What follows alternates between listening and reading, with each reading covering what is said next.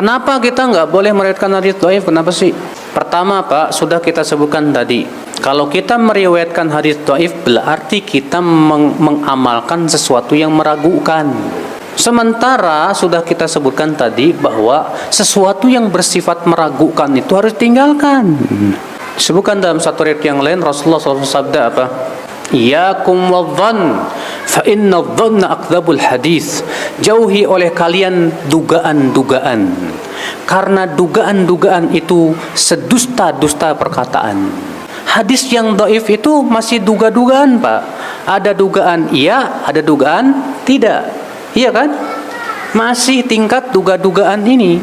Sedangkan Nabi mengatakan bahwa dugaan itu sedusta-dusta ucapan.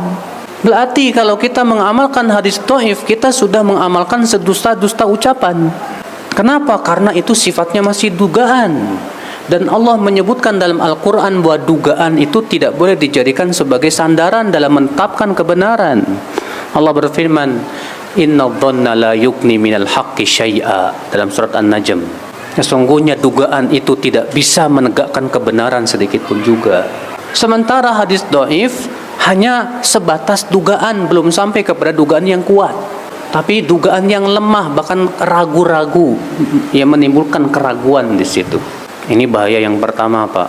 Ini efek negatif yang pertama, mengamalkan hadis dhaif itu berarti kita mengamalkan sesuatu yang apa? Meragukan. Yang kedua, bahwa hadis dhaif itu Pak membuka peluang orang-orang untuk apa? Mengamalkan hadis yang lebih dhaif dari situ, dengan klaim ini hadis dhaif. Yang ketiga, menjadikan syariat sesuatu yang ternyata diragukan apakah itu syariat Islam atau bukan. Yang keempat, dikhawatirkan ia jatuh kepada berdusta atas nama Rasulullah sallallahu alaihi wasallam. Al-Imam An-Nawawi dalam Muqaddimah Syarah Al-Muhadzab ketika menyebutkan tentang adab meriwayatkan hadis dhaif, beliau mengatakan apa? Di antara adab meriwayatkan hadis dhaif adalah tidak boleh dipastikan itu sabda Rasul.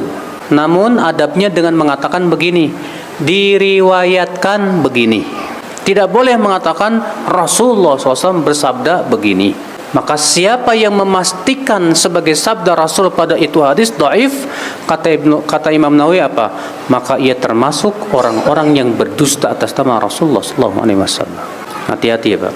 Imam Ibnu Hibban dalam kitab Al-Majruhin memberikan sebuah bab di mana beliau membawakan hadis, man haddatsa anni bihaditsin yura annahu kadzibun fahuwa ahadul kadzibain. Siapa yang menceritakan dariku suatu hadis yang masih diperkirakan itu dusta, lihat, maka ia termasuk salah satu dari dua orang yang berdusta. Kata Ibnu Hibban membawakan bab itu, bab man syakka fi riwayati ahwa minas sahih am minas saqim fahuwa dakhilun fi hadzal khabar.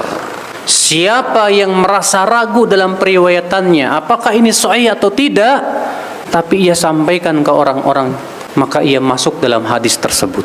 Dhaif seluruhnya tidak bisa dipakai. Ada sebagian ulama yang menggunakan hadis dhaif untuk memotivasi, tapi tetap disebutkan bahwa hadis ini dhaif. Apakah itu diperbolehkan? Hadis dhaif bukan semuanya tidak boleh dipakai. Ada yang boleh dipakai, tapi dengan syarat-syarat. Yang pertama, dhaifnya itu lemahnya bukan karena ada salah satu perawi pendusta atau tercoreng ya kehormatan agamanya. Ini nggak boleh nih kalau tercoreng kehormatan. Jadi kalau dia pernah dusta, dia memang dasarnya pendusta, pengarang-ngarang hadis, ini sudah jelas nggak boleh. Sama halnya kalau ada orang lemah hadis, ada namanya ikhtalata fi akhir umrihi. Jadi dia waktu masih muda kuat hafalannya, tapi setelah dia tua hafalannya melemah. Nah, hadis-hadis yang dia karena hafalannya melemah, kadang-kadang dibolak-balikan sama dia beberapa lafaz hadis di masa tuanya. Maka ini dalam ilmu hadis dikatakan ikhtalat fi akhir umri, dia sudah bercampur baur di akhir hidupnya, gitu kan. Nah, orang seperti ini hadis-hadis yang masih kuat hafalannya diterima, yang lemah dia sudah melemah hadisnya jadi lemah, gitu kan. Nah, kalau yang seperti ini hanya diambil yang sahih, yang pernah waktu dia masih kuat saja. Kalau ada pendusta nggak boleh terima sama sekali. Kalau orang bercampur baur di akhir hidupnya, maka yang akhir hidupnya juga tidak boleh diambil, tapi yang awal-awal waktu masih kuat hafalannya diterima. Ini kemudian yang kedua, hadis itu ya Ini kalau disilakan, yang pertama tadi tidak terlalu lemah, ya, karena tidak ada yang pendusta ya. Yang kedua, hadis lemah itu tidak bertolak belakang dengan hadis yang lebih kuat. Jadi jangan sampai ada hadis lemah menyebutkan misalnya sholatlah sekian rakaat. Ada hadis yang hasan atau hadis sahih yang lebih kuat mengatakan jumlah rakaatnya berbeda. Maka berarti hadis dhaif ditinggalkan karena ada hadis yang lebih kuat yang bertolak belakang dengan dia. Gitu kan? Jadi kalau dua hal ini insya Allah ada, maksudnya di sini dia tidak terlalu lemah, dia juga tidak bertolak belakang dengan ya hadis-hadis yang lebih kuat. Ada sebagian ulama hadis tambahkan dengan dia masuk di fadail amal saja. Dia cuma masuk di amal-amal sunnah, hadis-hadis motivasi, maka itu dibolehkan insya Allah. Selama ini kami beramal dengan hadis dhaif, tapi ada ustadz yang kata haram beramal dengan hadis dhaif karena hadis dhaif sama dengan hadis palsu. Dua kemungkinan, ustadz itu salah atau yang bertanya ini tak paham.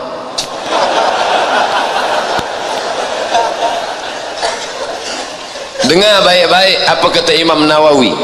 Ittafaqa ahlus sunnati, ittafaqal ulama ala jawazil amali bil hadis dhaif. Ini Nawawi yang berkata, sepakat ulama boleh beramal dengan hadis dhaif fi fadailil a'mal, dalam masalah fadail a'mal. Makanya ulama tak mempermasalahkan hadis dhaif selama cukup 5 syarat, kata Imam Jalaluddin Abdul Rahman As-Suyuti dalam kitab Takrib yang ditulis Nawawi, disyarah oleh Suyuti, Tadribur Rawi Syarah Takrib An-Nawawi.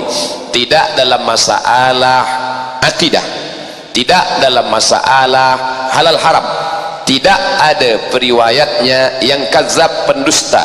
Dia dalam masalah fadail a'mal dan masih beri payung bernaung di bawah hadis sahih, maka boleh pakai hadis dhaif. Allahumma barik lana fima razaqtana wa qina azabannar.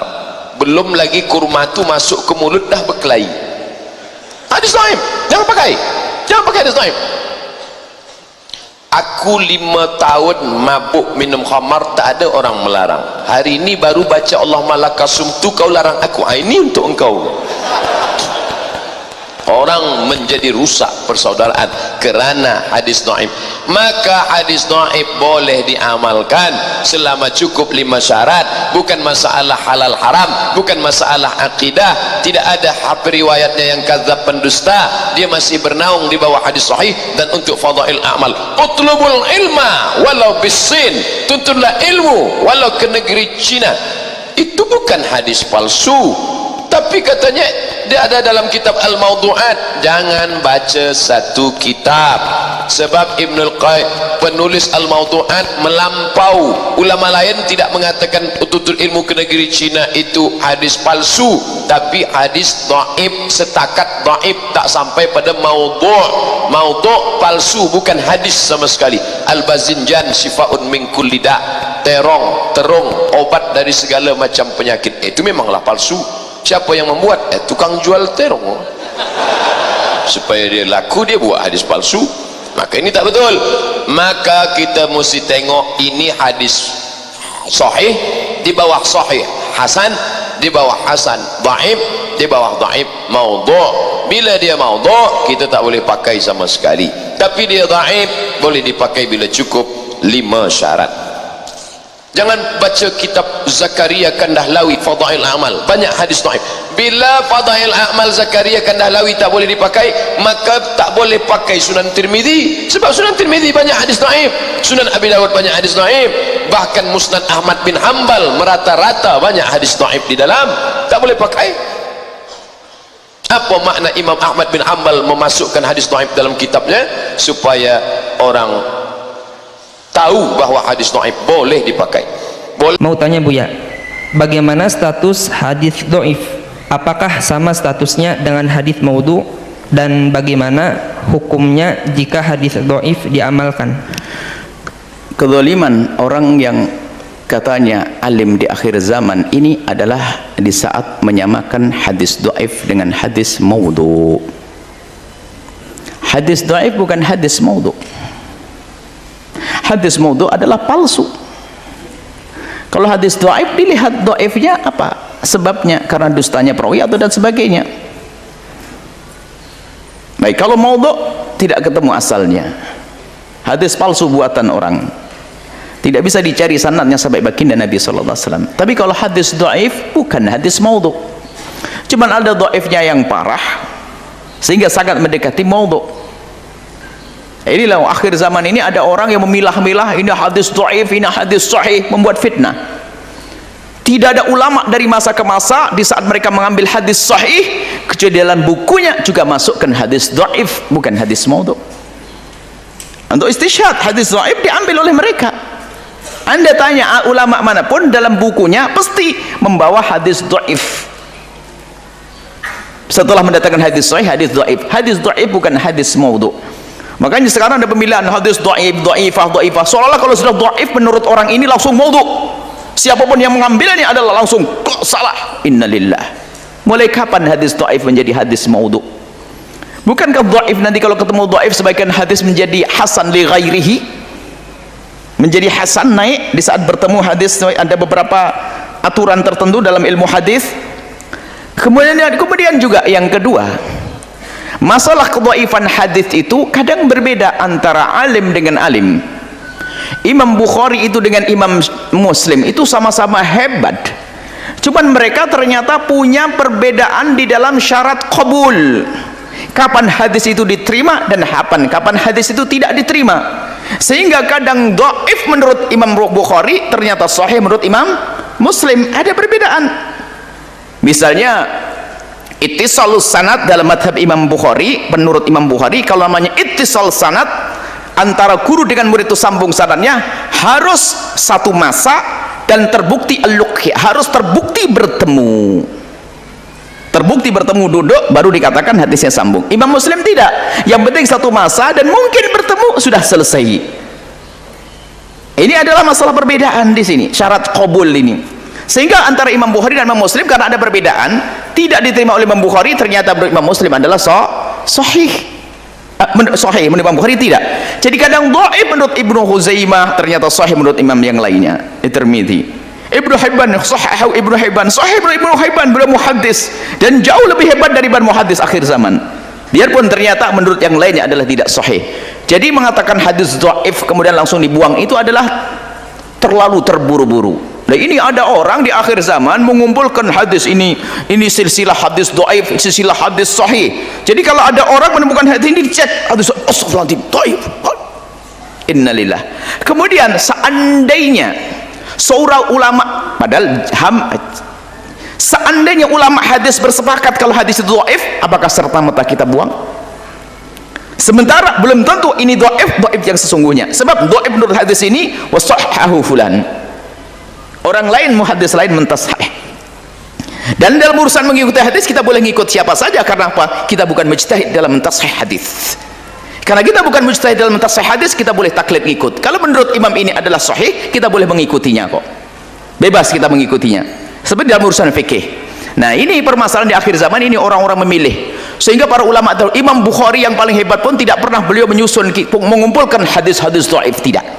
Karena beliau tahu bahasanya bisa saja dhaif menurutku akan tapi sahih menurut yang lainnya. Maka Imam Bukhari hanya mengumpulkan ini hadis sahih menurut Imam Bukhari, yang lain ditinggal begitu saja. Nah, ini ada fitnah akhir zaman, buku hadis-hadis dhaif, hadis-hadis sahih, yang dhaif dhaif menurut fulan, langsung kalau sudah dhaif kayak ketemu hantu begitu. Ini bermasalah, nggak begitu. Ini tidak punya adab dengan ulama yang demikian ini.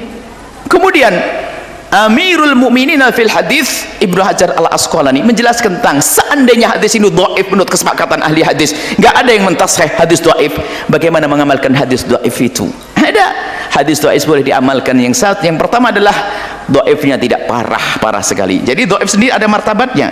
Yang kedua adalah untuk fadhail a'mal, bukan untuk hujah-hujah hukum. Kemudian apa? Di saat mengamalkan hadis. Yang ketiga adalah harus ada dalil umum yang bisa merangkum makna hadis tersebut. Artinya tidak disandar kepada hadis ini, tapi dimasukkan kepada umum hadis yang lainnya. Kemudian yang keempat adalah di saat mengamalkannya, kita tidak mengatakan bahwasanya sandaranku adalah hadis ini. Tidak boleh kita mengatakan ini dari Nabi karena hadis ini, tapi karena yang lainnya. Ini adalah disebutkan oleh oleh Ibnu Hajar. Jadi hadis dhaif itu sudah biasa dipakai, makanya kita menemukan a'immah mendatangkan hadis dhaif, dan itu biasa. Akan tapi hadis dhaif yang mereka pahami adalah bukan dhaif yang memang diduga dusta perawinya sampai dia mengarah kepada maudhu', bukan. Maka fitnah besar yang dihadirkan di akhir zaman ini adalah jika ada orang memilah-milah hadis ini dhaif, seolah-olah kalau dhaif menurut orang ini langsung maudhu'. Bahaya sekali. Sementara sudah kita jelaskan tadi masalah mentad'if dan mentashih, ini kerjaan para ulama, dan antara alim dengan alim kadang ada perbedaan ijtihad di dalam mengatakan hadis ini sahih atau dhaif. Baik, seperti itulah. Semoga Allah menjaga kita.